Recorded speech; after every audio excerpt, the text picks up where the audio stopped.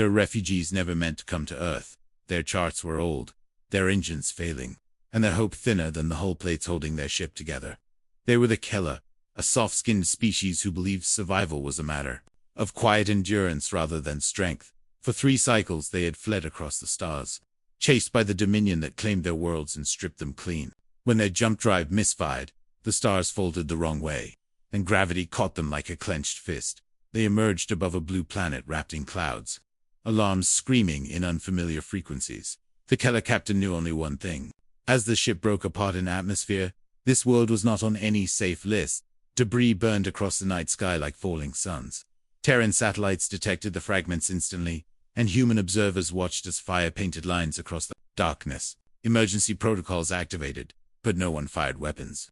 Because humans had learned long ago that not everything falling from the sky was an enemy. The largest fragments slammed into an empty stretch of land between mountains and sea. When the dust cleared, something unmistakably alien lay broken and steaming beneath Earth's sky. And inside it, thousands of frightened beings waited to die or be discovered by something worse. The Keller expected predators. They expected soldiers, or scavengers, or creatures that would finish what the crash had started.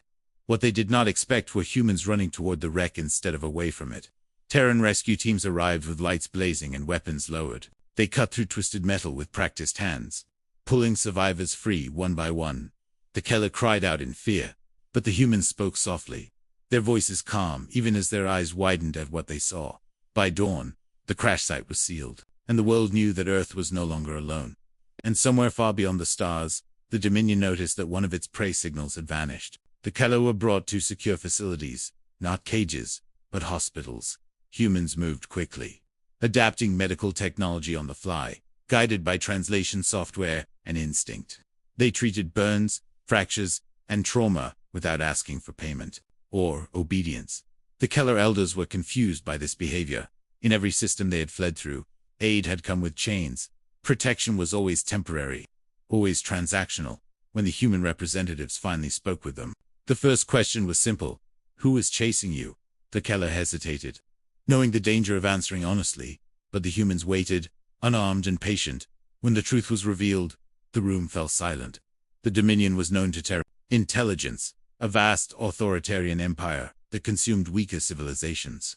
They had not yet reached Earth, but they had been moving steadily closer. The Keller expected refusal. They expected to be turned away, hidden, or sacrificed to delay the inevitable.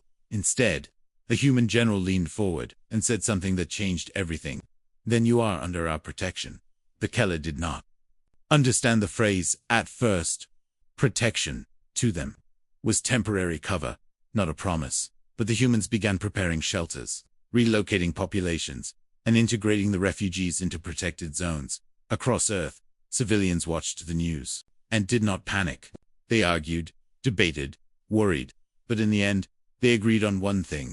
If someone was being hunted, and they had nowhere else to go, Earth would not turn them away.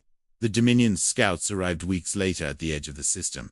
They expected an easy retrieval, a frightened species hiding behind a weak world. What they found instead was Earth's fleets forming a defensive line, and humanity standing directly between the refugees and annihilation. The Dominion transmitted a demand: surrender, the Keller, and Earth would be spared annexation.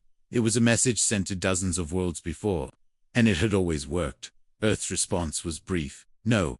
Human ships took position in layered formations, combining old ballistic weapons with experimental technology. The Keller watched in disbelief as humans prepared not for escape, but for resistance. The first battle was short and violent. Dominion ships were larger and more numerous, but they underestimated Terran tactics. Humans did not fight cleanly. They fought creatively.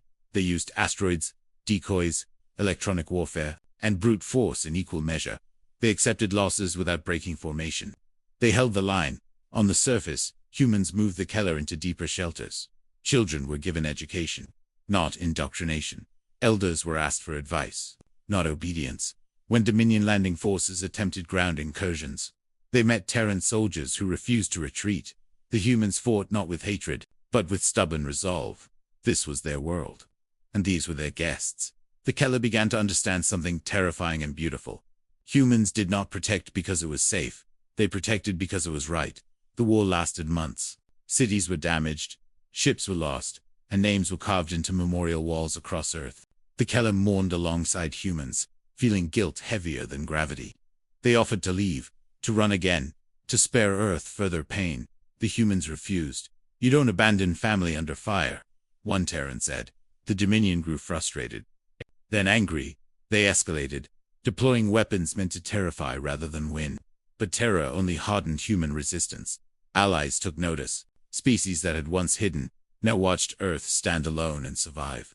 One by one, they began to offer support, intelligence, supplies, ships. The line around Earth grew stronger, and the Dominion realized too late that this was no longer a single system to conquer.